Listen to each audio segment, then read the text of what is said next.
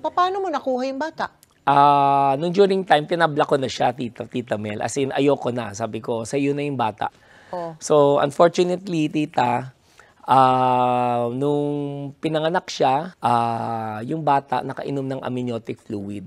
Ay, oh. Tapos, so, kinulang yung, yung budget na naipon niya. So, ang ginawa niya is, kinontak niya yung friend ko na i-reach out ako. Kasi 1 week lang ang span ng buhay ng bata. Tapos, maga na rin yung yung pagturok sa kanya ng antibiotic. Wala nang na-absorb.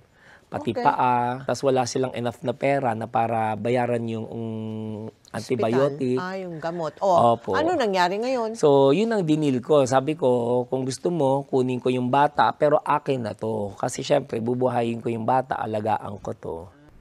Karma ko ba ito, ma? Dahil tiniis kita nung matagal na panahon. Kasalanan ko yun. Karma ko yun.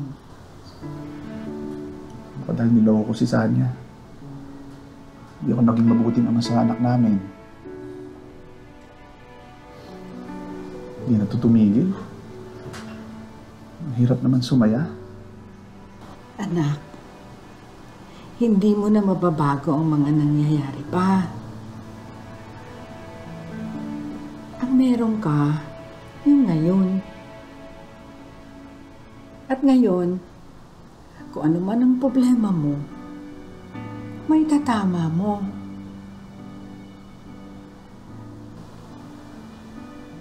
Gawin mo ang hindi namin nagawa sa iyo ng papa mo. Ang mahalin ka, ang pahalagahan ka, paglabang ka.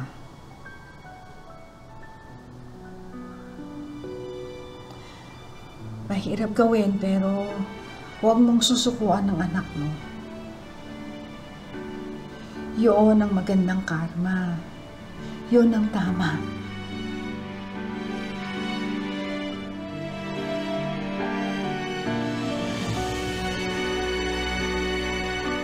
Ngunit sa panahong tila naayos na ni Wilbert ang lahat, nalagay naman sa alanganin ang kanyang buhay nung nagkapandemya.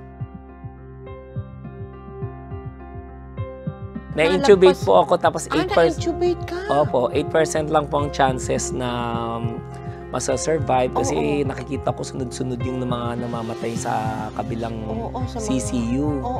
Kumbaga sabi ko, Lord, out of 14 kami, 11 na namatay. Wow. 3 na lang kami natira, ako yung unang lumabas kaagad.